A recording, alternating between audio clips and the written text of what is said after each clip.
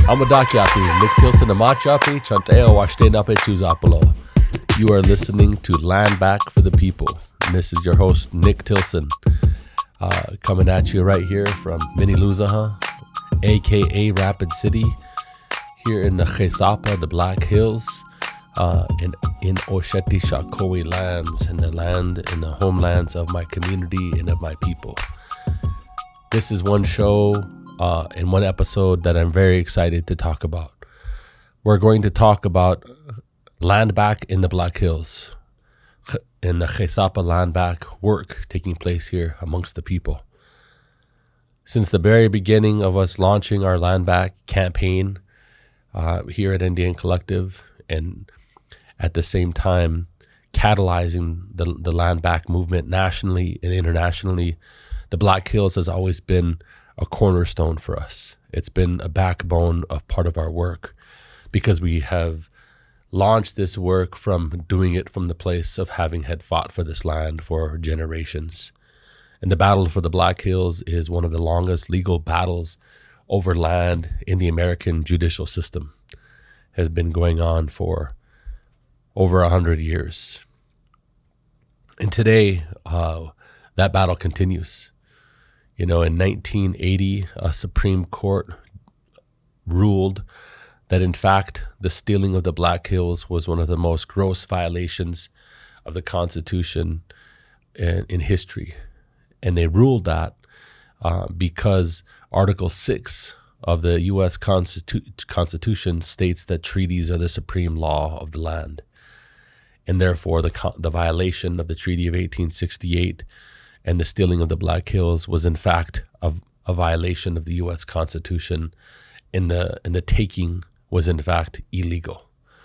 And of course, as the United States government does, they offered settlement money to pay pennies on the dollar of what the land was worth at the time of the taking, before the Black Hills Gold Rush, before all the extraction. And since that time, our people have unanimously accepted, have united together to not accept the money for the Black Hills and not accept the settlement money. And I think that's one of the things I'm proud about of my people, of both the tribal governments, the treaty council, traditional leaders, grassroots leaders coming together in resistance, saying that there's no amount of money that can be paid to our people for the stealing of the Black Hills. And that resistance is fundamentally important. And as you will hear on this show and our efforts moving forward, none of the efforts that are taking place here are about accepting the money for the Black Hills. All of the efforts are about how to reclaim political control of the Black Hills. Because we already know that the Black Hills are inherently ours, that we already have the inherent right and the inherent responsibility to protect and caretake for the Black Hills. In recent years, there has been a magnitude of different approaches in dealing with the Black Hills, ranging from co-management, tribes partnering together with the federal government and the BIA and the Department of Interior to explore co-management and what that looks like. Many of us call that land back light, meaning like that's creating the conditions for land back to eventually be returned. But most recently, there has been something brewing amongst the people, and it's this new concept and idea called the Black Hills Restoration Act. The Black Hills Restoration Act is an act that is being drafted by the people to basically ask for the federal government and as Congress to relinquish control of the federal public lands in the Black Hills back to the Lakota people, which, to be clear, that's 80% of the land in the Black Hills. And this is a strategy to both create a modern strategy to return land back to the Lakota people while protecting it. Because right now, about between 20 and 25% of the Black Hills is currently under mining claims. And one of the ways that we can stop mining on public lands in the Black Hills is for Lakotas to become the stewards and the caretakers of it, and to become the ones who politically control it. And so on this show today, you're going to hear about these efforts. You're going to hear about the hard conversations and dialogues and ceremonies that our people have been taking on this effort. And we have some incredible guests. Robert Tucro is a longtime educator of Lakota people, a champion of the Lakota language, a culture bearer, and a leader amongst our people. Richard Movescamp is a spiritual leader, a Sundance leader, a medicine man, and came up as a medicine man, through the American Indian movement, and stood with, as part of the traditional people, to hold on to our traditional ways of life. Both of them sit on the Black Hills Sioux Council, who both have been appointed by the Oglala Sioux tribe to sit on the Black Hills Sioux Council to then deal with the issues pertaining to the Black Hills. And so that's why we wanted to ask them to come on here, both in their capacity as cultural leaders amongst our people, but also in the role that they're playing on the Black Hills Sioux Council.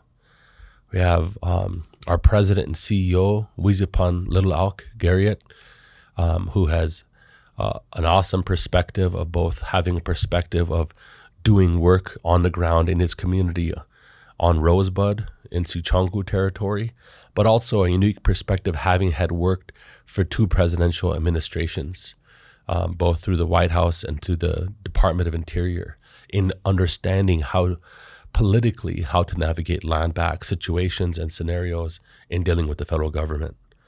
And then we have our sister, Anissa Martin, who's an organizer on the ground here for Indian Collective right here in Miniluzaha in the HeSapa, who has been helping to organize and catalyze this work forward. Because in the work of making things happen, we need organizers to continue to organize and mobilize. So we're going to get into it. We're going to talk about He Sapa LANDBACK and bring enlightenment to this issue, what's going on the ground in the community, and let's jump into it.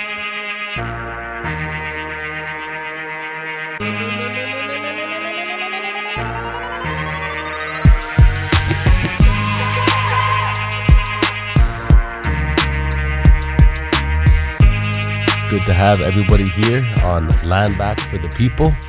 I'm going to go around and give the opportunity for everyone to introduce themselves. We always like in Lakota way for everyone to be able to introduce themselves in the way that they seem best. And we'll start off with you, Lekshi Robert, and we'll make our way around. We're going to go, what do you call it? The Heoka that way? Oh, we could go ahead. Looks like we are, yeah. We'll go Heoka way. I didn't even notice that, yeah. So, all right. I forgot what we were supposed to say. Just introduce yourself to the people.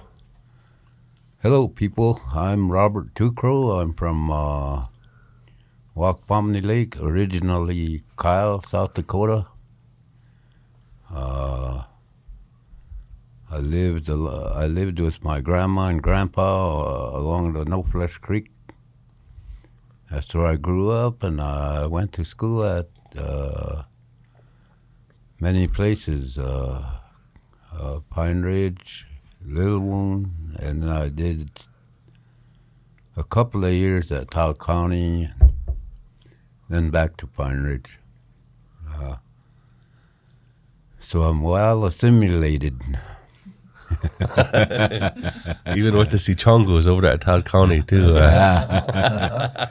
But my grandma from my mother's side is Sichongo. But she's mixed blood. She's a Dorian. And she married her grandma married a cavalry officer. So that's how they got that name. But since then they changed that name, so they don't use it down there anymore. But some when I say that, some of them say, "Oh, okay." When I say Oak Creek, Yeah. Stay. I'm Richard Mooskamp, and my Lakota name is Wichachbikoyaka Okshila. I'm from Wombly, Eagle Nest District area, east end of the Pine Ridge Reservation, and I was born and raised there, went to school there, and I'm still living there. I have a family of 6 children, and my wife, we've been together for about 48 years now, and I don't think I'm going anywhere. I'm going to be in Wombly all my life, so it's good to be here today. Let's stay. Medaka Yepi. I don't know if I have to lean in like that. My name is Anissa Martin. I am Oglala Lakota, she, her pronouns. And I am from, I like to say, the great Oglala Lakota Nation, also known as the Pine Ridge Indian Reservation. Born and raised and now reside in Maniluzahan, HeSapa, Rapid City, South Dakota. And I am an organizer for Indian Collective. My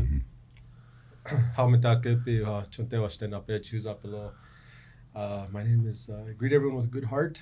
My name is Wizipan Garriott. I serve as president for Indian Collective. I'm a citizen of the Sichangu Lakota Oyate. Our colonized name is Rosebud Sioux tribe. We were never known as Rosebudders. And I come from the Ashke Galuipi Tioshpai. And just super honored to be here and just to be a part of this group today. Well, I'm glad that everybody was able to make it up, that you guys made it off the res. You two. They left the gates open. They left the gates wide open. Well, I'm glad we're able to all make it up here. I want to start off by, a lot of times we jump into the political history of the Black Hills, but sometimes we don't focus enough on the spiritual significance of the Black Hills to our people. And so I wanted to maybe start off with you, Lakshi Richard, to share some words about the spiritual significance of the Black Hills to Lakota people, so that we can have a better understanding of those teachings and those reasons why it's Waka. Throughout the history, I remember the old people talking about Mankoche Waka, HeSapa. Mankoche Gehed Daku Ota Ichante Akbiav, the heart of everything that is. The Hohoniakehan Mankoche Gehed Wakankilap.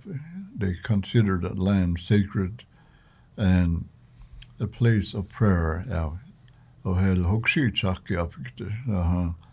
Hohoniake Oancha Omani Pash Watuhansna Helgelipinasno Wocheke Gaha.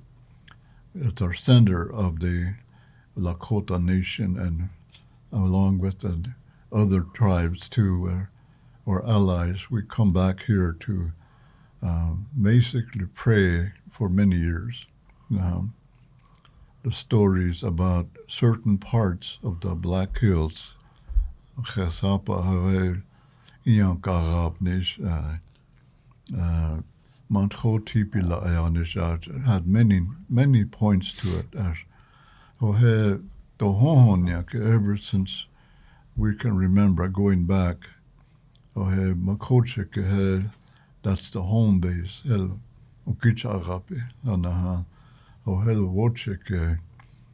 was a place we consider very sacred because our livelihood, our life is based on the earth of the center of the world. HeSapa on Hipka. We said we came existent from that place, and then they said when we leave this world, we'll go from there. The center place said, "Akantu Ichasha," the humans, we come from their entrance to the world. Long history of legends, and we shall not abuse that land as it's a privilege to raise families there for many years. When people live on that Black Hills, the land itself has laws that we have to live by.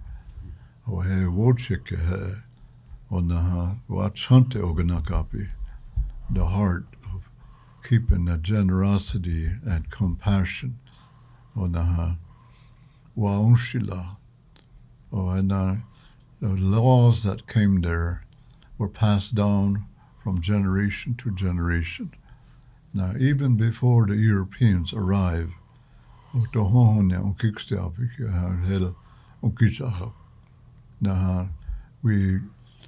share the land with other nations. We pray together.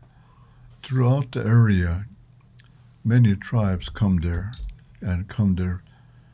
trade. Now, before the Europeans came, we were told that we had what they call World Trade Center. We make relatives for many people, many nations. Even before the Chanumpa was ever brought to us, we had some ceremonies, we had some living there around the Black Hills. And many tribes connected to the Black Hills. They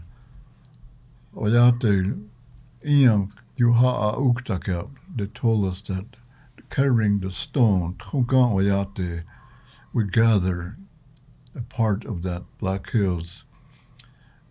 The place now is called the Medicine Wheel, or she just named it Medicine Wheel, as they didn't understand too much about it. As the Lakota Oyate here, it was a center where many tribes come together, and they bring a stone to show the future generation that we come there.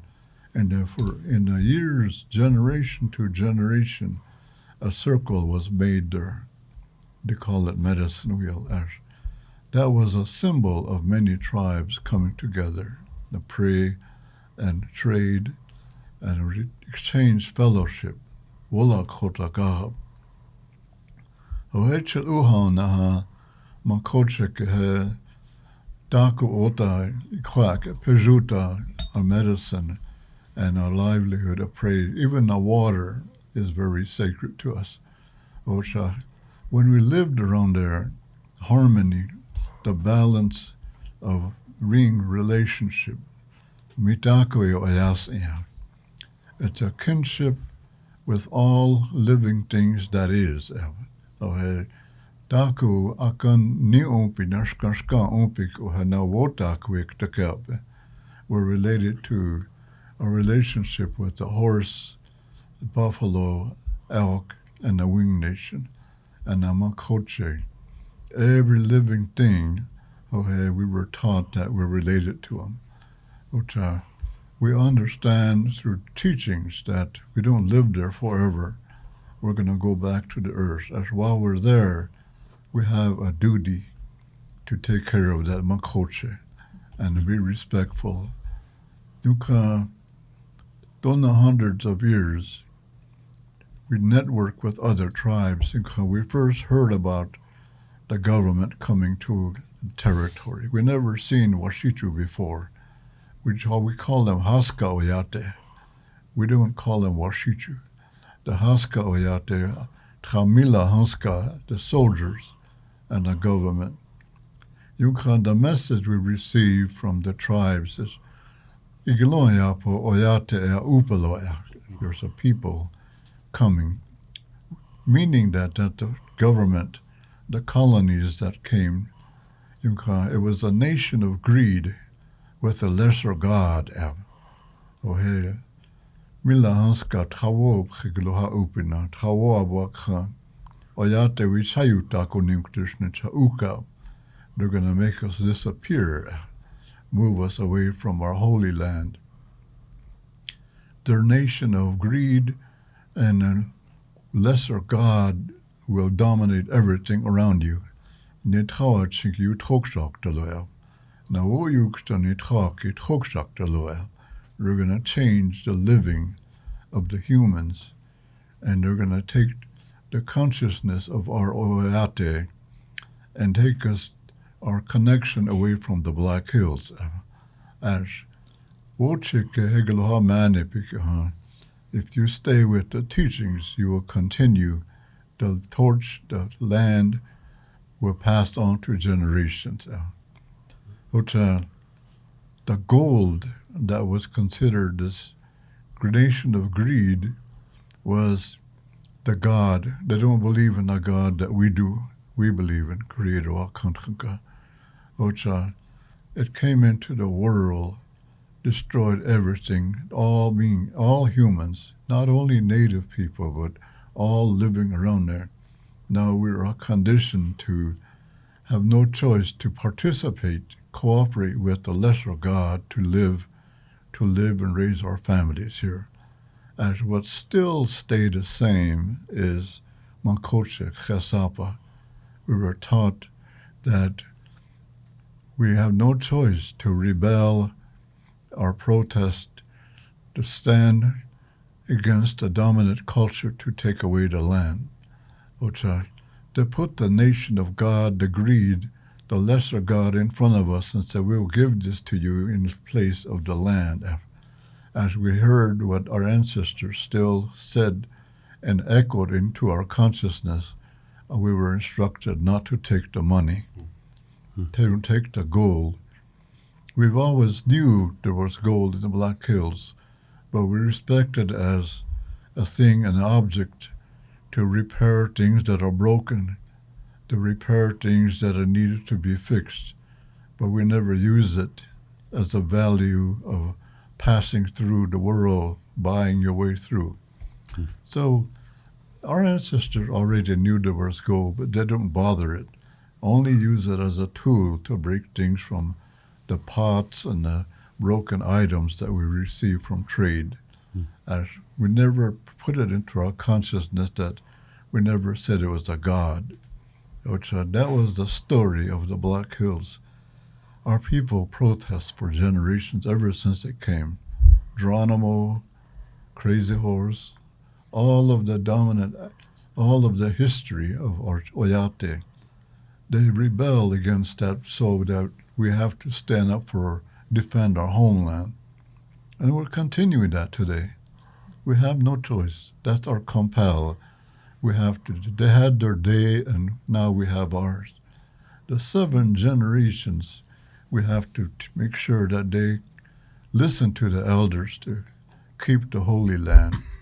As long as we stand like that, we will continue to exist as a Oyate. Many histories in the sacred land. There's every point, every sacred site in the Wakanka. Wocheke, Chanumpa, Naptechaka, Tawobche. It was the woman that was the center of the Black Hills. Our interpretation was that the He Sapa itself represents our indigenous woman nation. It represents our moms, our grandmas, and the life on there. We respectfully continue that teaching today. We hope that future generation, we are the 7th generation now. Now, what are we going to teach the 7 generations in the future? They're going to continue to listen to us, hopefully to learn the longest battle, legal battle, spiritual battle, mental battle that we have to defend our land from in honor of our ancestors out. Hoheotahan, those are Wakama Koche. So many stories, so many history amongst our people that you can have a whole curriculum of from grade school all the way to high school, college, teaching about Black Hills. But it all amounts to one thing is that as a human beings, we were given a privilege to live in there.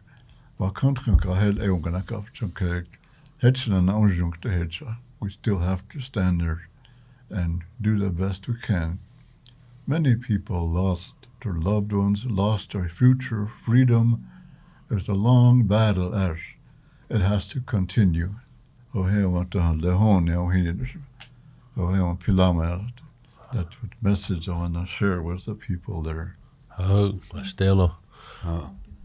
On Lexi Robert. Yeah.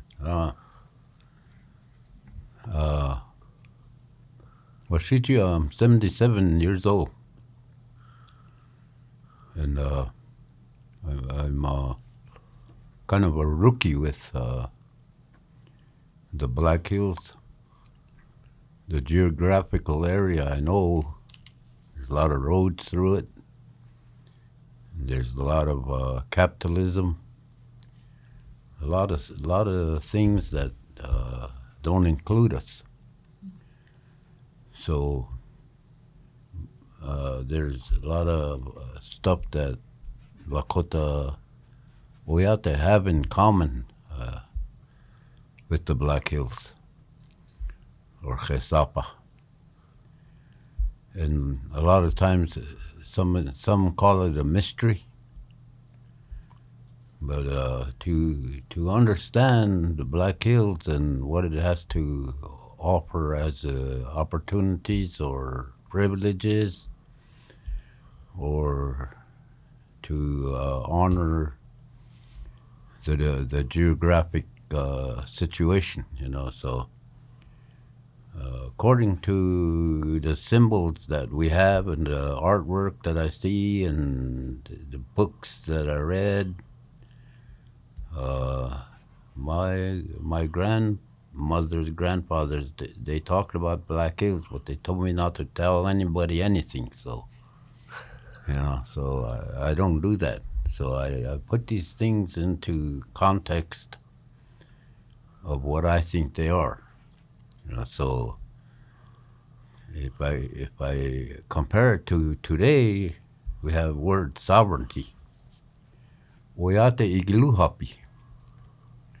So when the Oyate as a collective Tioshpai, they had a lot of different things. They believed in a lot of things that were in common with other groups. So they had Wolakota. They were at peace with each other. Every now and then they probably had some arguments, but never was any violence, never anything in trying to take land from somebody else. We shared all that. And then this new word is Wolakokicha. So there's a difference there. Wolakota and Wolakokicha is to live in harmony, coexist, and have a lot of respect for each other, meaning even the four-legged, the birds. And when the people that came across the big ocean over here, they look different from us. Well, you had to learn how to live with them too. So that's how I put those together. And then I have what is called, I used to be a teacher, so there's a lot of knowledge and skills without going through an academic westernized education. So wong speyuha. That's having the knowledge and skills to be contributing to the Tioshbai and to your family and to all your relatives. And then Wauspichicha, that's kind of like the cousin to Wauspeyuha. So you learn from each other. So it's you talk to people after you leave the grandma care, then you go to the grandpa and uncles and all of them. And they have different things that they do. You learn those if you're interested in it, like breaking horses or, just living as a Lakota, as a Lakota man. And you also can come up here and Ambalacha and maybe get a dream. So you have to know yourself first. Nitue. So that's kind of where it is. Then the medicine wheel. The medicine wheel is mitakuye oasi, and that's life. Life as you understand it with the teachings and learning that you acquired. So, everybody got along. There was no propaganda. There was just a world where we were free. Free to be, free to sing, and free to be happy. And we were safe because we had our associations, our tokaloyate. But now all of that has been sort of anglicized. So we don't practice them the way they did when they come to the Black Hills. Our homelands are actually in the greasy grass. So that's where we came down. We shared the Black Hills with the Tatrankoyate. And from what they told me was that the Tatranka, the Lakota language, and there are 3 of them, they all came from the Buffalo, the Oyate, Buffalo Oyate. So all these things are kind of hard to comprehend because they're all said in English now. And then they apply a westernized corruption to it, so they could make some dollars or something. So I don't write them down except just for myself. And I'm gonna talk. So I grew up in a BIA boarding school, and nobody talked about that stuff in it. So when I went home, we had 3 months of this education, and the grandmas and grandpas told stories, but I forgot them. To be honest. So there's stories about the stars, the moon, the wind, even the Black Hills by itself. There's stories about it, and they talk about it. And then a lot of things look like, I feel like it's magical, because they say, one of the stories, they said they had 2 from the arm to the hand, lay on a log or a fallen tree, and that person was able to talk to a guy that went by. And this guy's name is Balotamcha. Don't tell nobody that, though. So that's a ohunkaka, like bedtime story. Huh. So, today, we have to continue our ways in our spirituality, our understanding of Taku Wakhan and Taku Shkanshkan. All of these things is between the heaven and earth, everything moves, and they need to be respected, and even underground. So we learn a lot of things up here in the Black Hills, and we just leave them there, and come back and visit it again. It's interesting to find out how people are taking some of these resources and turning it into dollars. It's called what do you call it? An economy system for themselves. So I know and respect and echo what my kola said here. That's what I thought I was going to hear when I was a younger boy, but I didn't hear that. Because they stuck a book in front of me and made me read it. So, and then they have about nine different schools on the Pine Ridge Reservation and still call us dumb. I'm glad both of you shared this knowledge and this teachings, because I think that your perspectives are important for the next generations to hear it, and for the people to hear it.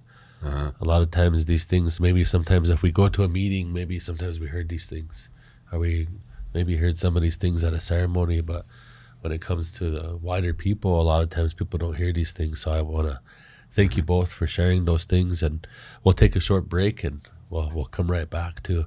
When we come back, we're going to talk a little bit about the political history of the Black Hills, and then we're going to get talking into some of the solutions that we're brewing to it. So better get ready, Weezy. Try. All right, take a short break.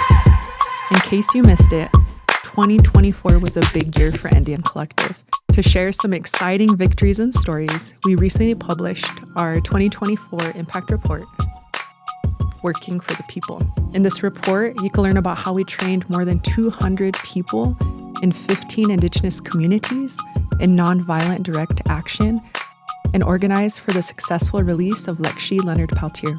Through the Indian Foundation, we were able to repatriate more than $26.9 million in grant funding directly back to Indigenous artists, change makers, and organizations that are leading important and solution-based work in their own communities. We also successfully returned 475 acres of land back to Indigenous people.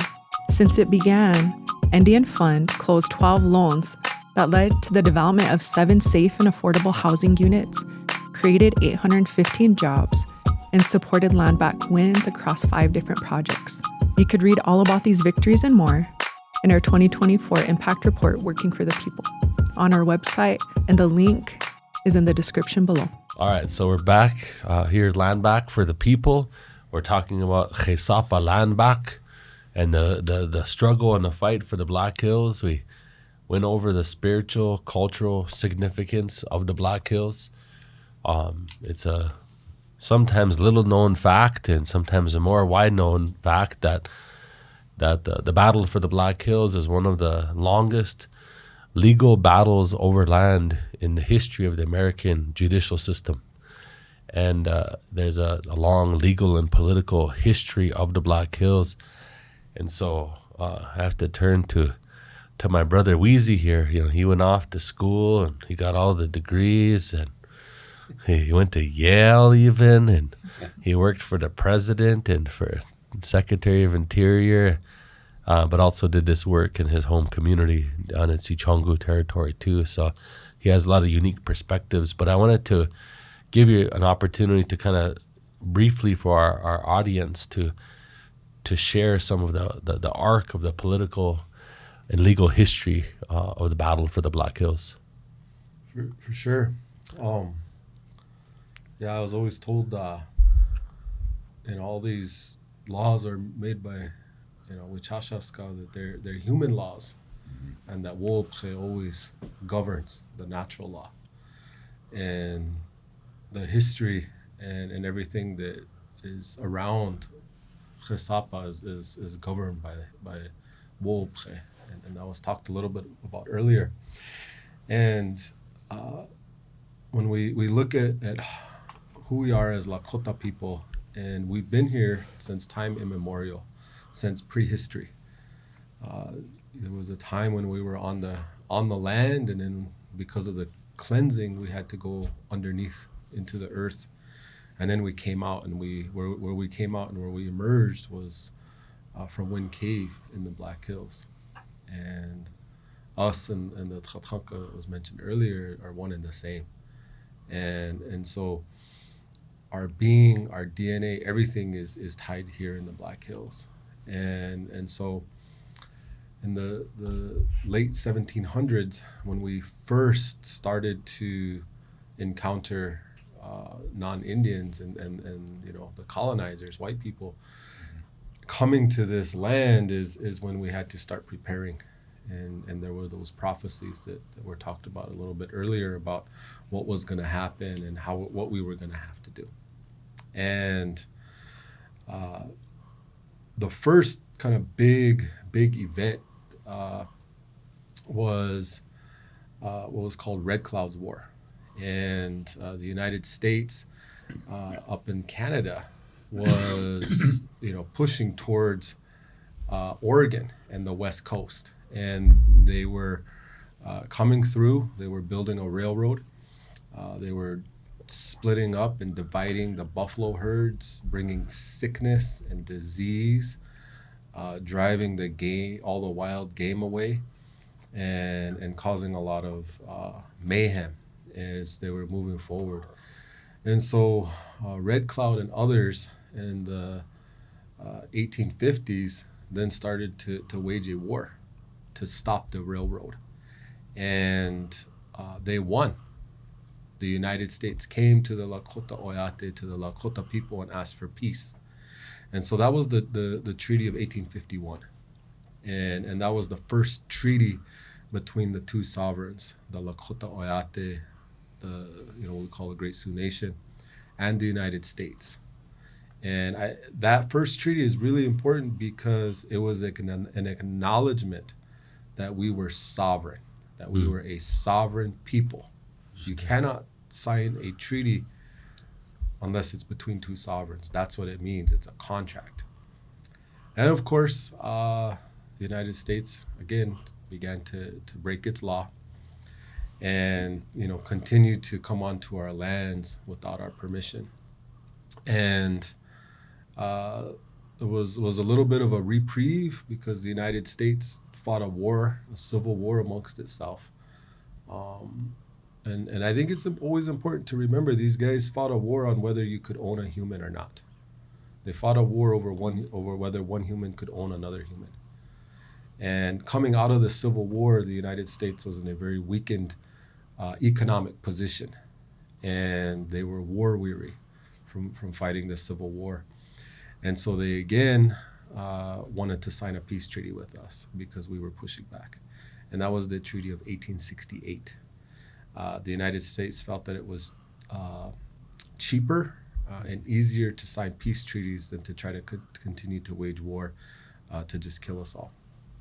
And the boundaries of the 1868 treaty are really important because it established what we refer to as the Great Sioux Reservation, which is essentially the western half of South Dakota.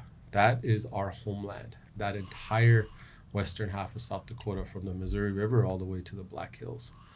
And then we have our unceded territory, the territory that we did not give up, and where we still have and maintain rights, which includes parts of North Dakota, Montana, Wyoming, and Nebraska. And so that is our home. That's our homeland that we agreed to. And when the treaty was signed, it was signed with the chanupa, with the pipe. And when the chanupa was attached to everything, it became wopre, it became law, the law of the land, natural law, unbreakable law. Of course, the United States continued its expansion, continued to push forward, and then gold was discovered in the Black Hills on an expedition by General George Armstrong Custer. And that led to the Battle of Little Bighorn, where he attacked us and we defeated him. But shortly thereafter, then you had the another act of Congress that split up the Great Sioux Reservation into much smaller reservations. And that is kind of the beginning of where we saw our modern reservations formed: Oglala, Cheyenne River, Rosebud, and others. And you know, that happened, and then they instituted a policy of what's called land allotment, where they allowed non-Indians to come onto the reservation and to begin taking our land through allotments. And they broke up the system, the political and leadership systems that we had, because we had our own systems, our own forms of government, our own ways of taking care of ourselves and keeping peace and law and order. And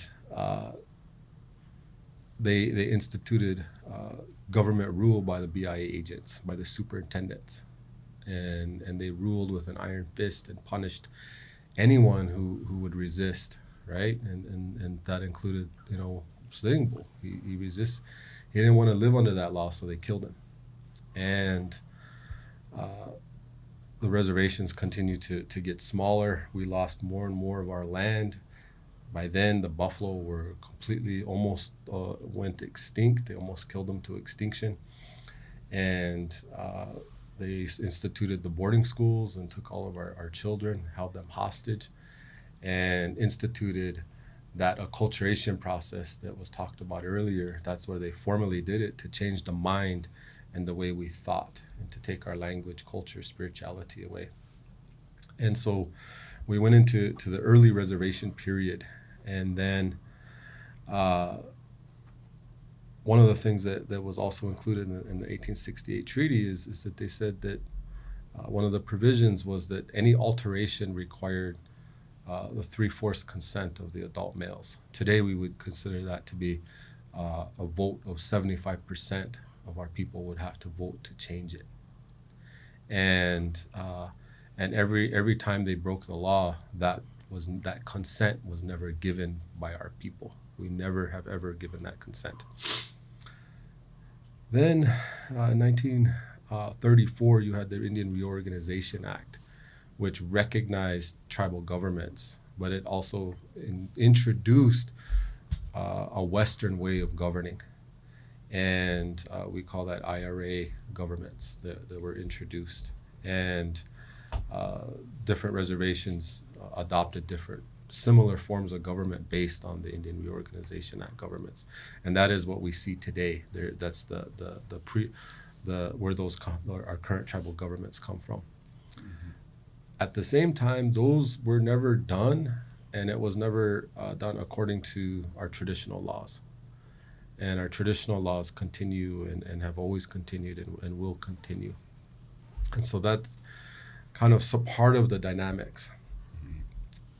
At the same time, coming into the 40s, the United States established what was called the Indian Claims Commission, which is a way for tribes all across the country to bring legal claims against the United States for theft and taking of Indian lands.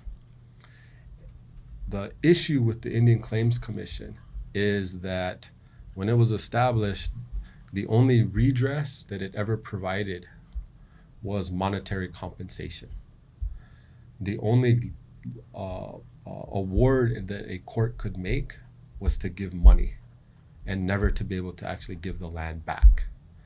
and that was a big flaw, but it was also done by design to ensure that once they paid us off, then they would be done with us and they could wipe their hands free of us. Leadership of the Great Sioux Nation and the tribes of the Great Sioux Nation did bring a claim against the United States, and we won, and we were awarded a monetary damage.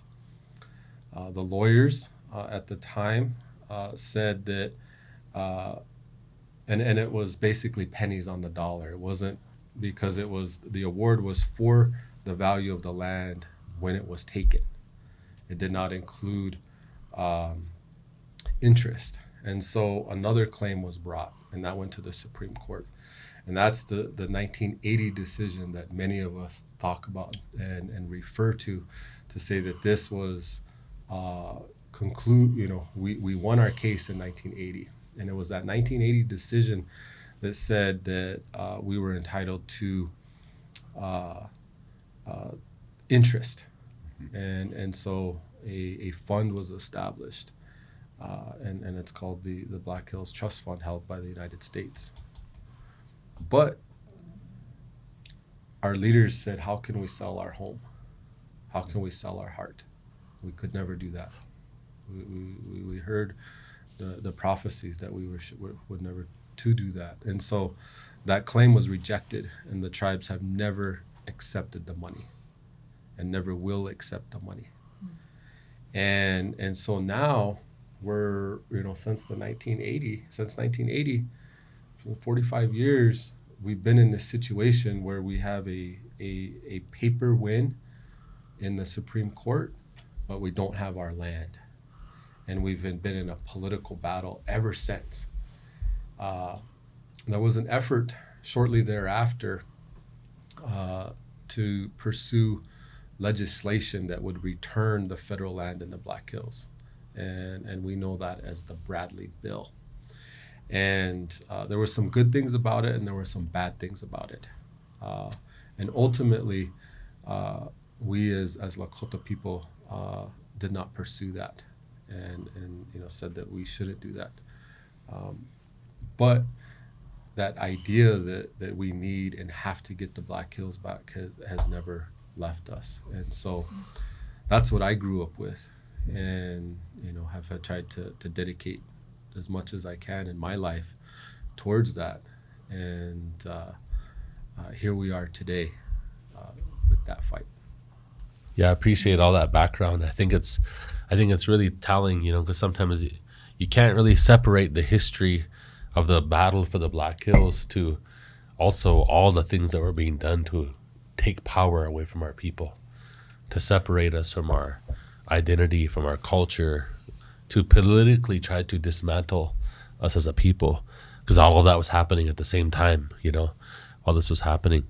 I want to turn to Sister Anissa here to share your perspective, off of everything that you've heard here, but also things that you have heard in your own life experiences. To you as a younger person and as a woman, why is the struggle for the Black Hills so important to you personally and really to the next generation? Yeah, it's a really good question. Let me lean in for this one. So I feel like growing up in Pine Ridge, I always heard the Black Hills are not for sale. And it was kind of like something you heard along with Free Leonard Peltier. And it was just those things that were kind of like a staple of our people and something that we have always fought for. And but I didn't. It's kind of an interesting thing because I didn't learn a lot about it in the school system either. I went to Pine Ridge School for 4th on through 12th grade, and I learned the most about us and our battles when I went away from home, and it was a lot of education that I had to do on my own. And so whenever I have heard about, the Black Hills are not for sale, it was just something that was like common sense. Like, well, we can't sell our mother, we can't sell the land. And just knowing that there's a connection there. And but I do know that there needs to be a lot more education about the HeSapa and our connection and our relationship to the land. And so I do my part. I have conversations with younger people all the time, and we do a lot of teepee workshops, so reconnecting Wia to the teepee, and youth as well. And I remember this one time we were in Standing Rock and we were having this workshop, and it was all young boys, and they were really like energetic and just excited to put up a teepee. And they're like, well, when can we do this again? And when, where are you from? And I said, well, I'm from Rapid City. It's near the Black Hills. And they're like, well, what are the Black Hills? And so I gave them basically like this really quick like breakdown of everything that Weezy just said. And then I told them it as we were putting up the teepee, and they were really like, I wasn't sure if they were like catching everything that I was telling them, because we were running the rope and the canvas and the poles, but I was teaching as I was teaching about the Black Hills as I was teaching them how to do the teepee too. And they said, well, we've never been there before. And I said, well, that doesn't matter. Those are your homelands. It doesn't matter if you've never been there before, because that's where we come from. And so by the end of it, I was like, okay, can you guys, what did I just tell you? Can you tell me back what I just taught you? And like one of them stood up and he said, well, the colonizers stole our land, and the Black Hills was a part of that. And they tried to give us money for the Black Hills, and we never took it. And so that's why we say the Black Hills are not for sale. And I've never been to the Black Hills, but those are my homelands. And I was like, hell yeah, like they were taking in everything. And like just like the hands-on learning too with like the teepee, I was like, this is all connected. It's all, putting up the teepee and talking about the Black Hills and talking about our connection to the land, and having like the youth involved in it, and in a way that like makes sense to them, because I think sometimes the education system doesn't really accommodate our learning styles either. So these boys, all energetic and probably don't really sit still too much. But the way that they were able to like grasp that information as we was doing something that is culturally relevant was just like a reminder for me to keep sharing the knowledge and to keep passing along our teachings, and just how it clicked too, that this happened, this taking of land happened, and it's wrong. And that's one of the things too, is whenever I talk to youth, is they're like, well that's not right. If they made an agreement, why don't they stick to the agreement? And they being the US government. If they made an agreement with our people, then why isn't that being followed? Like, why don't they hold up their end to it? And I said, that's the problem that we have. That's why we continue to fight, because it's not right. And so being able to like activate young people and young minds around the issue of the HeSapa has been really important to me, because I see the way that it lights them up too, and they hear about it and know that they're maybe they are feeling disconnected, and maybe they don't, they're trying to find like purpose in something. And to know that like as Lakota people, as indigenous people, a part of our purpose is taking care of the land and taking care of the water. And especially as women in this movement too, knowing that it's a key factor to bring our women along in this fight, because I feel like we have kind of taken the back seat, and I know I've been inspired by a lot of women who have stepped in to the movement. I'm looking at all these pictures right here, and I see Tony, Madonna, Thunderhawk, and just continuously inspired by the women who speak up for the fights that we have. And I know as like younger people in this fight for the HeSapa too can sometimes feel like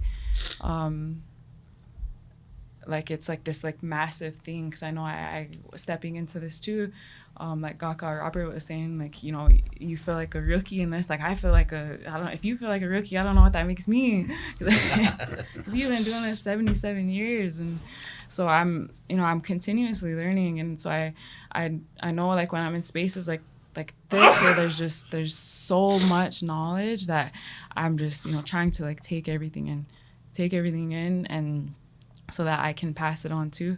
And another thing with the youth is I know that we're entering a space where our young people are coming home with education, and they have diplomas and going to college and bringing all this knowledge back to the people, and we have to make space for them.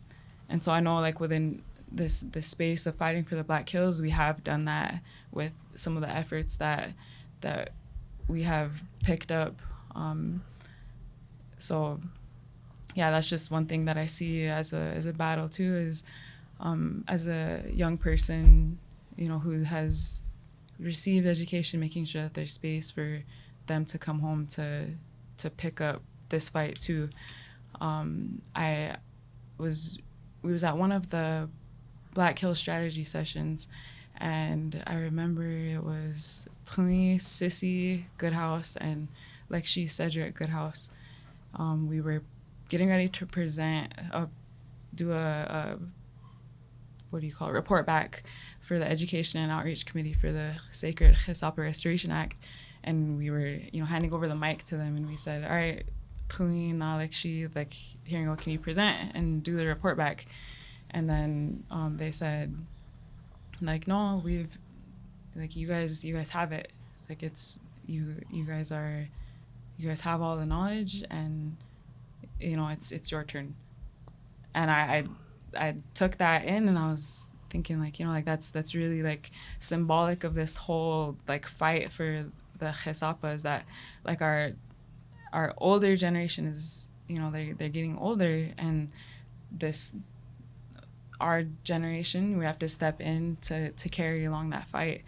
And so it's been something that has been really important to me, to make sure that I'm doing this justice, because I know it's been a fight for our people for generations. Yeah, I remember. Thanks for sharing. I remember back in the day, I was a youth coordinator for the Teton Black Hills Sioux Nation Treaty Council, and it was Lexi, Tony Blackfeather, Buzzy Blackfeather, and he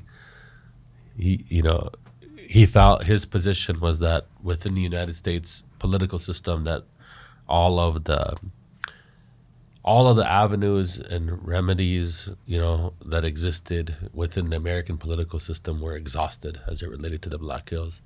And so his work was really focused on trying to get the United Nations to take up the fight for the Black Hills. And that has all kinds of complications and challenges, but he was advocating for that. But I was young. It was probably like 2002, 2003. And I was volunteering, and he said, them and some other elders told me, hey, how come young people don't care about the Black Hills? They don't come to our meetings, and how come young people don't care about the Black Hills? And I said, well, I think maybe, when we want to wonder about what young people think, we should probably go ask them. So I went around, and I'm from Porcupine. So I went to, well, back then it was the day school, well, Porcupine Day School, and then I went to Rocky Ford, and then I went to Little Wound, and then I went to Pine Ridge. And I'll always remember this because it kind of inspired me. When I went to Little Wound School in Kyle, there was an assembly there, and the assembly wasn't for me. The assembly was for some back to school thing, but they put me on the agenda. They squeezed me in there, and I was talking about the Black Hills, and it was a gym full of young people, and I asked them, all the young people, how come, why don't you care about the Black Hills, or do you care about the Black Hills? And I remember this 8th grader stood up and he put up his hand and he pulled out of his pocket, he pulled out a Walmart bag. It's plastic Walmart bags, and it said Walmart on it. And he said, the closest I ever been to the Black Hills was Walmart. And you could hear some people were laughing, but the rest of the gym was calm, dead silent. And that was true for so many young people, so many young people at that time hadn't been to the Black Hills because so much of our people have been removed from the Black Hills. And for those that are listening out there, there's no reservations in the Black Hills. Our people have been removed from those places politically over time. And so it's very different when you're fighting for a sacred place that your people have been systematically removed from. But coming out of that, I came back and I had reported to the Teton Sioux Nation Treaty Council. The young people are saying that the vast majority of them have never been there. And that following year, we started taking young people to the Black Hills. We started taking young people to Black Elk Peak, to Peshla, to Matro Paha, to Matro Tipala, to these different sacred sites. And it really started catching on. I think that, of course, over time, all the families that were associated with different Hochukas, they would go there. But the schools started taking young people to these sacred sites,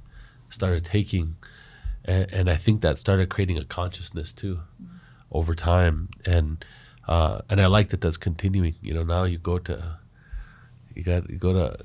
Black Elk Peak, for welcoming the Thunderback ceremonies, and you'd be hiking up there, and you got the kids cruising by you, going up there, full blast, running up the hill and stuff. So it's good to see those things, and I think that we have to continue to do more of that, because it's not just this political work. But I want to get into for the next few minutes some of the political strategies. We wanted to invite both of you, Lakshmi Richard and Lakshmi Robert, because you were appointed by the powers that be to be on the Black Hills Sioux Council to talk about issues and to tackle issues relating to the Black Hills and the HeSapa. And one of the strategies that grew out of some of those conversations was this Black Hills Restoration Act. Mm-hmm. And I remember a couple summers ago, we were kind of going through learnings, and we were looking at the Bradley Bill. What parts of it were good? What parts of it were not good? Because that was dated a long time ago. And out of that emerged this idea of the Black Hills Restoration Act, this idea of returning the federal lands in the Black Hills back to the Lakota people, mm-hmm. not accepting any of the money and not relinquishing any of our treaty rights as a result of it. Those are some of the main points for the listeners when it comes to this Black Hills Restoration Act strategy, is that it doesn't relinquish any treaty rights. It doesn't accept any money for the Black Hills. It doesn't have to do with all of the Black Hills. It has to do with the federal public lands in the Black Hills. And it's not the strategy. It's one tactic that's part of a bigger strategy to return land back to the Lakota people. And I know one of the catalyzers for this conversation of like why to do this act was that for the past 45 years, things have been stalemate on the issue. We haven't moved things forward for our people. And in that period of time, you know, about 22% of the Black Hills right now is under mining claims to foreign mining companies who are trying to mine in the Black Hills and to destroy it and to pollute the waters. And so I just wanted to, you know, give you both a chance to talk about why the Black Hills Restoration Act strategy is important, and why you care about it, and why is it important to you specifically to see something move forward. And we'll start off with Richard. And Lila Wopila, it's a good day to talk about the future generation in our sacred Black Hills. For many years, I grew up in Wombly, and I witnessed part of a process of the Lakota people. And it was up until 1970s. There were two forms of government, so to speak, in the Indian country, Lakota reservation. And I use Wombly as an example. Wombly had a traditional government from the beginning, and the structure of that traditional government, Mangkayo Ha'oyate, they call themselves Mangkayo Ha'oyate, which they were given allotted land. And before IRA really became strong, everybody looked at it as a council that was supposed to build economy on a reservation. That's all they were supposed to do. Build industries, build jobs, and watch over the authority of the landowners. There was an old man named Edward Randall. He died in 1963. He was part of the traditional government, and he wasn't elected, he was chosen. So when he died, nobody replaced him. They were supposed to replace, but right around those times, we were having a hard time. But he was called the cattle keeper, Chega Awanka. And the community had a pot, cast iron cattle, had 3 legs, and that was his responsibility. He was in charge of cooking for the council meetings, district meetings, and he would keep that pot clean and oiled, and he took care of it. When there's going to be a meeting, he would set it up and fill it up with water, gather wood, and get some meat. If there's nobody that comes up with meat, he had some cattle of his own, so he'll kill one of his cows and he'll cook it and have it without even being asked. That he didn't even ask for pay or anything. That was his job. And I remember electricity was hard to come around in Wombly, so it was his job to, he acquired some gas lamps. He bought inside them, and they kind of light up like this in a little dance hall in Wombly. And there was a guy named Paul Highhorse. He was kind of like a whip man. And that's why I thought it was interesting, because I just heard about the whip man concept just recently. It's Eagle Butte and here. But actually, the whip man from the beginning never really carried a whip. There's nothing like that. It was the person. It was a person that was considered noble man, Wichashayatabi, a well-respected man. And he was the whip. He didn't have any physical whip that's itapsinta yoharshan. That was just a title. But he calls the meeting, and he lays the rules down. Tueni awig sinktisni, tueni samits inktisni, taku umustampikti. So that Paul Hihers had a staff that was given to him. I don't know where it came from, but it had unshika feathers on it, but it was a real powerful tool that he had. And then there was Wogalaka, which was long commander, and Jake Lilthunder was trained to be that spokesman before he joined the tribal council. And then the rest of the Tiwahe, every family, head of the family was part of the traditional circle. So I remember the superintendent of the VIA would come to Wombly, and he would bring a secretary or somebody to write notes. And the people will feed first or feed afterwards, but they all had a chance to talk with the superintendent. And they said that he's the ambassador of the United States government and the Oyate, the two nation-to-nation agreement. There's no place in the tribal government. The councilmen were just honorary guests at that meeting because the council had a different responsibility. As Lenant Abha, when they were dying, the cattle keeper passed away. They called our pot Wabalinicha, Tera Wabalinicha. Nobody took care of it, so it was the orphan cattle. Bounced around family to finally disappeared. But that was a traditional government.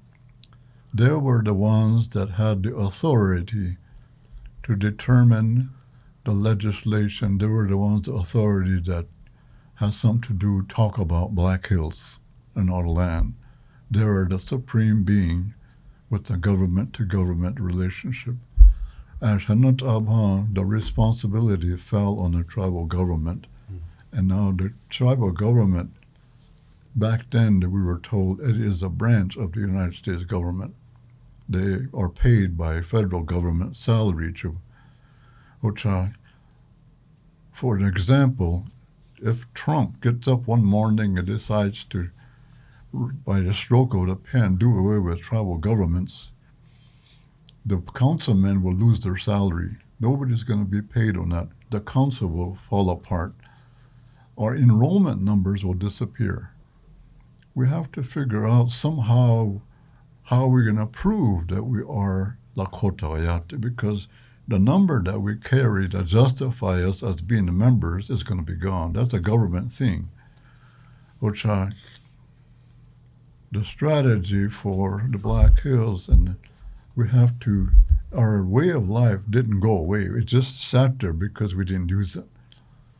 The people has to rise, and the people have to reclaim their sovereignty by utilizing their people, the alternative resources, the alternative energy. We are it. We're the alternative energy, that we are the people that has to stand up and say, we're not paid by salary, but we're paid by the love of our people to revive the new government for our people. And once you stand sovereignty by not being paid by the federal government to serve on a council, government, even Trump can't do anything. You have to honor that society. We are the land.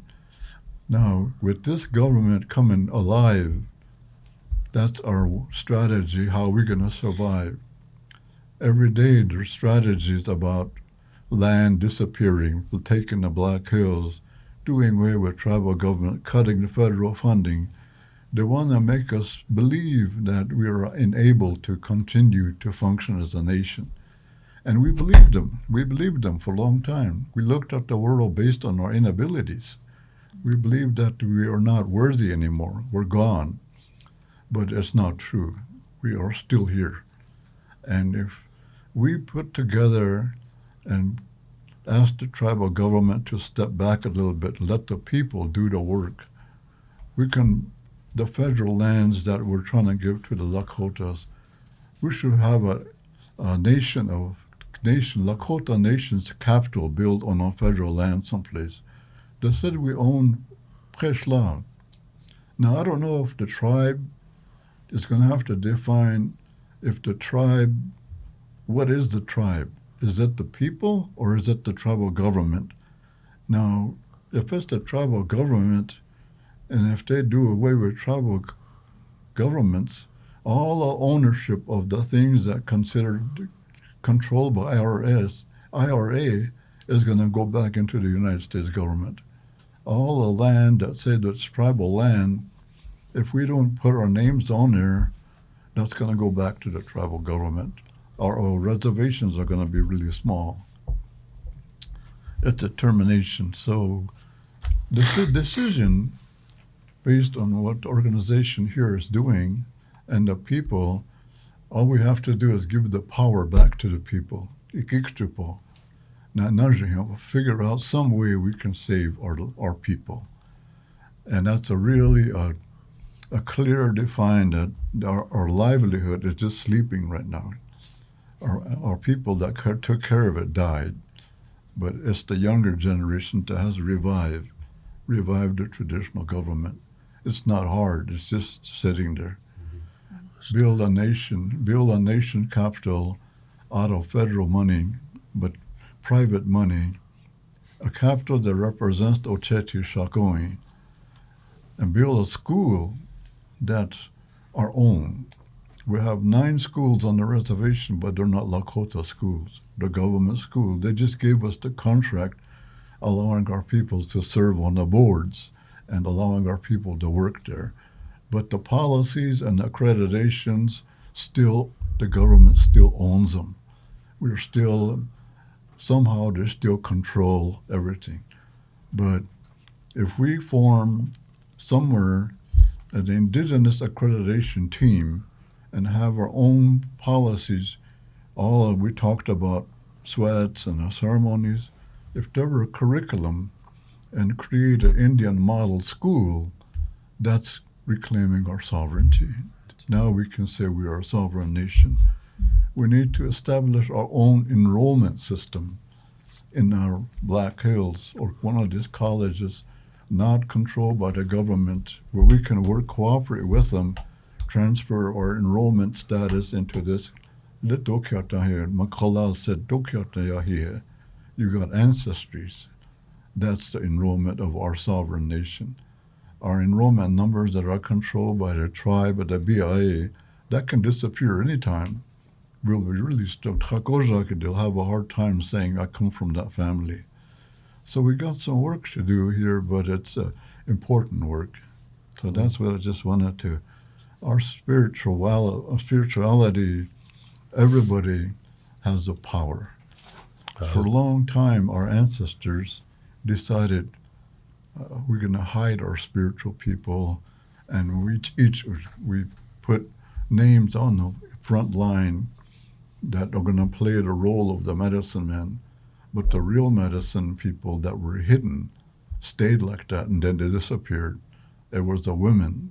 It was the women that were the medicine people. We protected them, and we hid them, and the medicine men that put themselves on the front, if you look at it, something bad happens to them. The government made sure that they go to jail, or the government makes sure that they disappear. They're manipulated. But our people were so intelligent that they put the medicine men so they can be drugged around and made fun of and ridiculed. But that's the intention of our people. That's how we protected our people. So the real medicine men, they were women. If you look at all the history of our ceremonies, every one of them, the woman had an important role in that. The woman threw the ball 7 generations ago, and that's why we're still here. But what women are going to throw the ball for the next 7 generations? Ceremony is here, but never hardly ever done. Mm-hmm. But a little simple ceremony where a woman throws the ball, that means that they said there'll be 7 generations guaranteed when a woman throws the ball. But that was ridiculed, and they made it look like it wasn't too important, so nobody practiced it. As Hanan, our way of life never really died. It just went underground. So that's what I just wanted to share. Yeah, I think the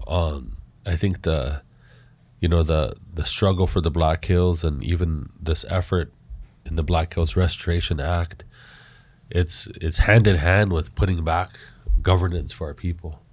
How do we want to govern ourselves? How do we want to make decisions for ourselves? How do we want to protect the land in modern terms? How do we want to look out for one another, provide for our people? And I think it's fundamentally important. I think this next question I wanted to direct towards Weezy, just from your perspective too of like working inside the federal government and working outside the federal government.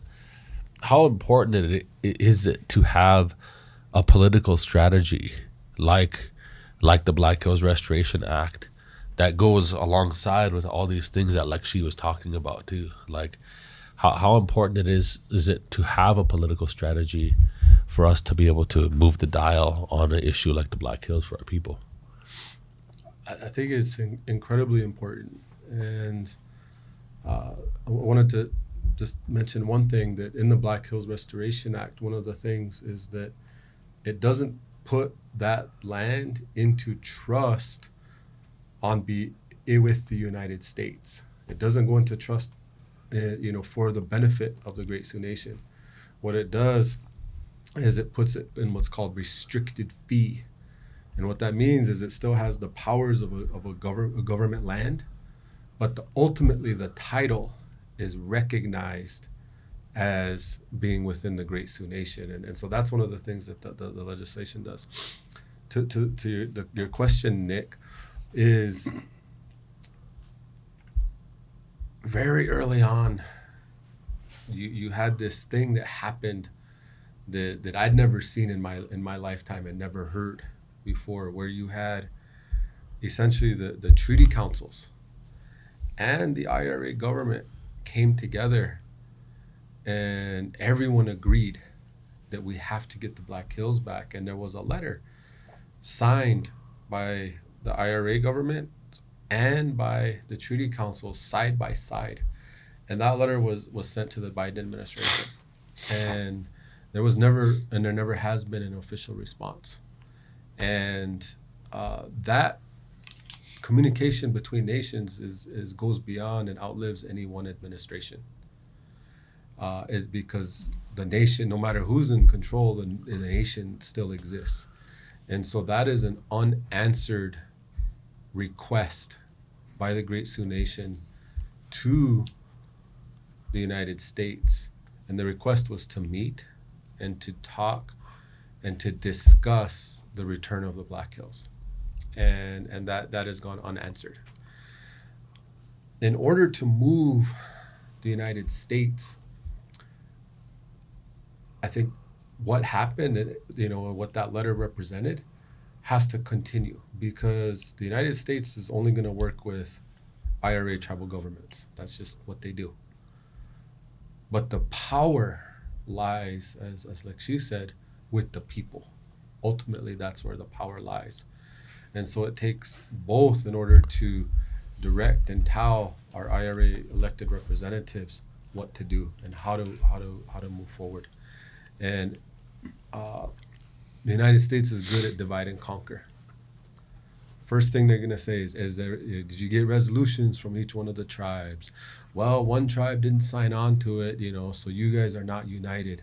Well, we can't give the Black Hills back to the Lakota, according to the treaty, because, what about all these other tribes that have a historical connection? They're gonna use those things, and we have answers and solutions to every single one of those things that has been brought up and will be brought up. But to be able to have that kind of strategy is incredibly important, because in today's times, under this current political environment, we're in order to be effective and to actually get to the point where we can get legislation introduced and passed, it's going to take everyone working together and standing up. Well, I appreciate that. We're beginning to wrap up the show, but I wanted to I wanted to go to you, to Lakshmi, Robert. You know, as we're doing this work collectively, you know, young people working with elders, we find ourselves having to organize, both working with tribal governments, working with traditional government, working with traditional treaty councils, working with spiritual leaders, all of the different ways that where our people show up at. And the easy thing is to do nothing. Because when you do nothing, then nobody criticizes you. You know, you could do nothing, you could stay home and, you know, do not. And sometimes I want to do nothing. Because I, you know, like in doing this work for a long time, you do something and then everybody criticizes you. Everybody has an opinion, So, you know, I wanted to, especially to all the people working on this issue and especially to the young people, what would your words of encouragement be to the next generation of young people that are trying to work on the efforts to get the Black Hills back and to protect them? What would be your words of encouragement for this body of work? I would go to different places wherever young people are.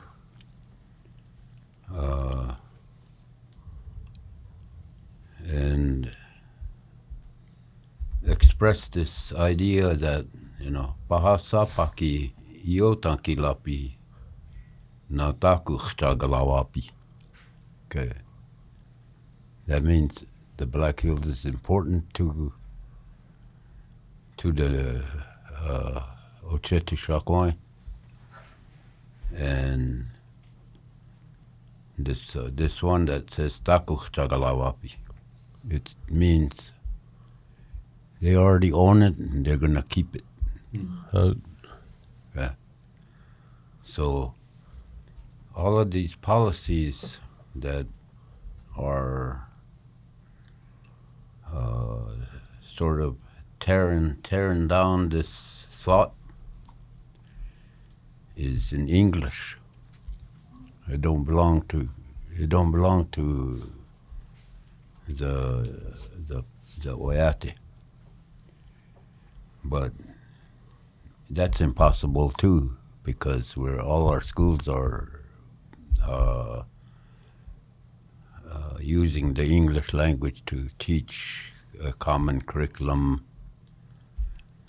And so what we have to do is I brought a book, but it's about tribal laws. I don't know if it includes traditional law, but the traditional law and the Oyate is beginning to take place, but it has to be honored if you want the young kids to learn about it. You have to honor what these words mean, like you says land back. You honor that. So a lot of people said you can't get it back. No, it's not. That's not the idea. I said it's something that's a part of our existence, and we will always exist. So what do we say to the next generations that are depressed and frustrated with this idea of, say, getting the Black Hills back? We have veterans. They might not lack that. But I don't think so. I think you have to bring this into a society and let them know, especially the next generations, that you are Lakota. And it's not your fault that you lost the language. And it's not your fault that, you know, we live in a world of capitalism. But we got to be able to show how great we are, because we already did that once. So if we show them that we are educated and we are going to fight you until the last person dies, because they're ready. But when you go to these communities where there's a lot of drugs being used, they're starting to kill each other. So what do you got to do about that? But that. Quit talking about that. Quit talking about that. Let's sit down and talk about a better idea that's going to give our sovereignty to rebuild this nation that already beat this bigger nation. Right. And they're going to do it again. Stay. So that's so. And then when we let's see.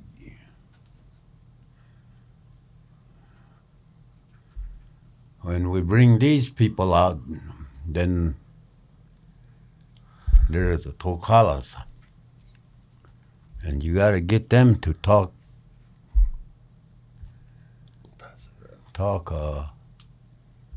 positive and forward, and we can win, you know, because everything's here around us. We don't have the money.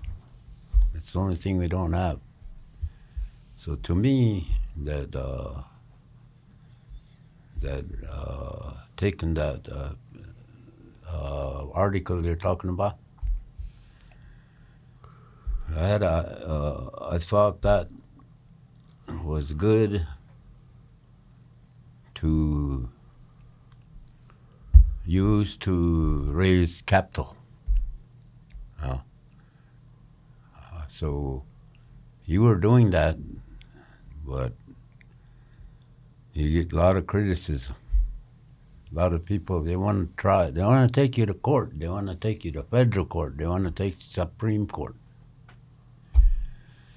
But if we can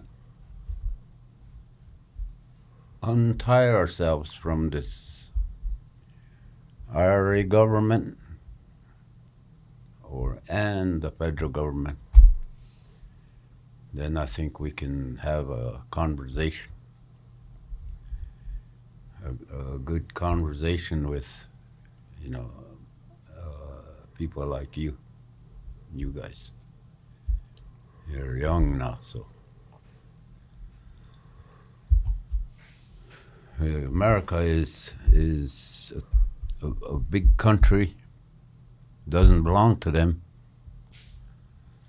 but they stole it. And this where this land taken, that's proof that they stole the land. So let's call it what it is. Yeah. Instead of saying, well, we got to wait because we're still tied to the government with IRA. Yeah. So, you know, I like talking about these things, because when I start talking about, you know, you'll never get the land back. To me, that's giving up, sad. Yeah. And we can control our schools if we can talk their language. There's a book called Educational Sovereignty. And the Cheyenne and the Arapahoes, they never signed a Indian Reorganization Act. But they still went through the same thing we did. But now they're thinking different. They took over their schools. So I'm involved in this tribal education agency, and we're gonna promote a Lakota society curriculum that involves a government and to become successful in the world of capitalism and maintain our traditional ways. We can help ourselves. That's why nobody wants to listen to anybody that's saying that. Because they're getting money they're getting paid, and there's a lot of embezzlement. And that money's supposed to belong to the kids and education, and the tribal people. They get a lot of money, but it goes to only a few people. So they shut down that white clay, but they still drink, they still drugging. Yeah. So what do we do to change that? No. Yeah. So Lakota's got to say to each other, within our own society, what can we, how can we become better so that we can live in peace, be protected, and to be able to talk and express our feelings. And then if you don't like what I'm saying,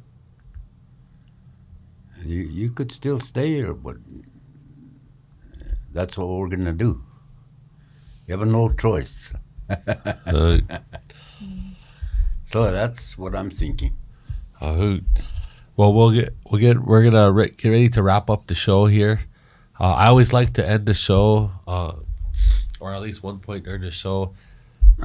We do it short. It's within 1 minute. Each person has 1 minute to say what land back means to them. And so we're gonna do it. We'll start with Sister Anissa. I knew it.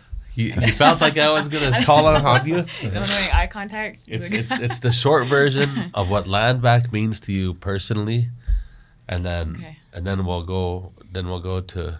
We started off counterclockwise, and then we'll finish by going clockwise. So right. We'll start off with you, and then Sister, then we'll go to Lexi. Everybody has 1 minute to say what land back means to you.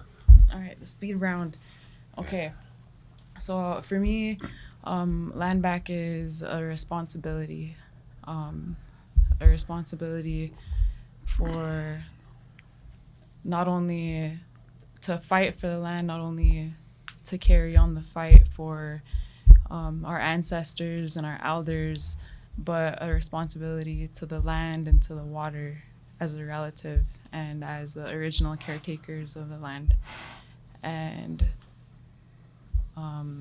then along the lines of like responsibility too, thinking about what Gaka Robert was saying with none of these things being our fault, and knowing that it's a responsibility for us to overcome that and to figure out what we do next. So land back is a part of that. Oh, right on. 46 seconds. Hey, we'll go to you, Lexi, about what does land back mean to you? Well, it's when I hear the word land back, and it's a very serious business. It's a very serious matter to take, and everybody should take it serious and include it with prayers, and all respect for everything that is, and trust Creator, the people that are working towards it. And I think that somebody will hear the prayers, and things will get better for the younger generations. In the future, our children will survive. They'll be able to define from an indigenous perspective what education and what makoche is about, what life is about. That's what that is to me. All right, Lexi Robert. In 1 minute, what does land back mean to you? Okay. The land back to me means it's a Lakota idea. It's a Lakota thought. And it's refreshing because we're going to talk about who we are for once, and that we still have the power to do whatever we want and be like Sitting Bull when they took that picture of them in Washington, D.C. He stood over here while all the others were standing together because he didn't like what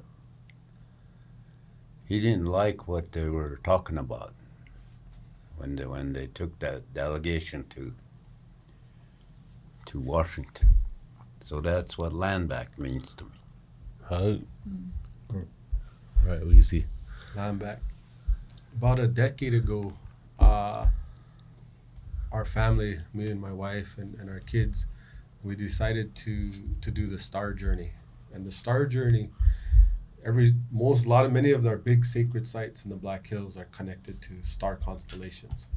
And as the sun moves through these constellations, we have to be on the ground doing the ceremonies. And it's called the Star Journey. And so we did the Star Journey, and it was the first time that either my wife or I had ever done that.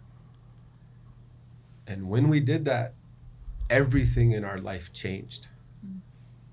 Our spiritual direction and our spiritual health changed.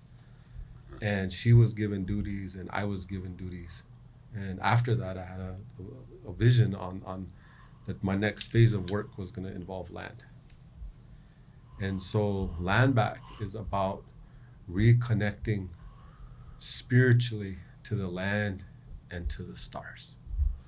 Well, thank you all. I think I'm going to take my stab at this too. In while we do the closing here, for me, land back is about continuing on the resistance. It's about continuing on the resistance that was instilled in our people, but doing it with prayer, doing it with a commitment to spirituality. And it's about living out both the inherent rights that we have as a people, but also our inherent responsibility to protect Mother Earth, to protect our people, and to create a path forward. And so land back is about reclaiming the things that were attempted to be taken from us as a people. Not only our land, but our decision-making power over our land and our lives.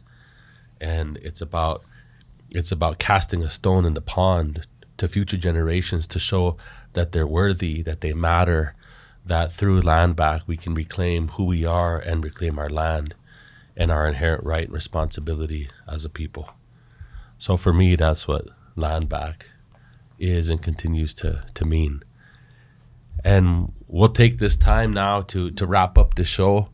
It's been a good journey, in some of the highlights of this show as we reflected on the spiritual significance of the Black Hills. We talked about the political history of the Black Hills all the way up until the present moment.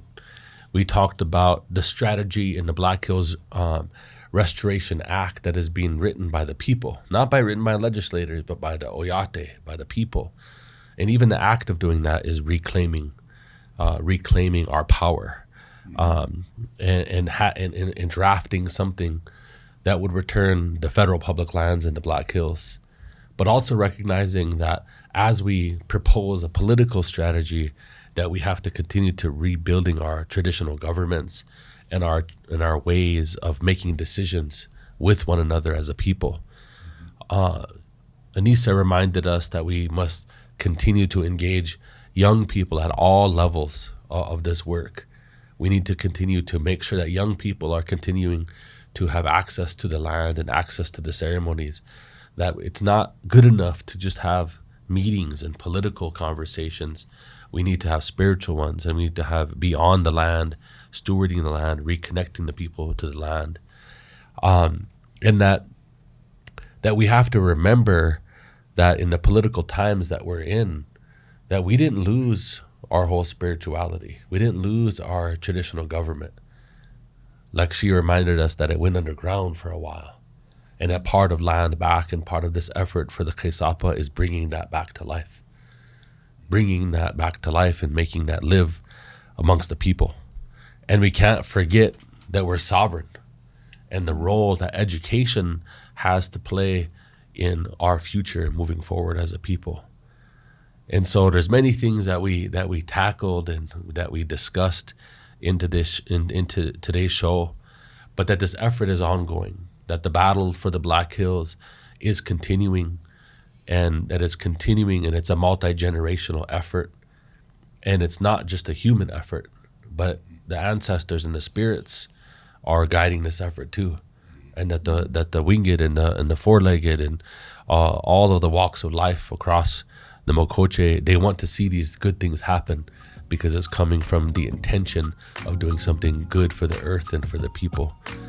So this was a powerful episode, and I personally want to thank all four of you for taking the time out of your lives and for getting off the res when those gates were open. So getting off the res and coming here to have this conversation, and we look forward to continue to collaborating together and working together for the people and for the future and for the land. Wopila Tonka Echichaplo Hachatulo.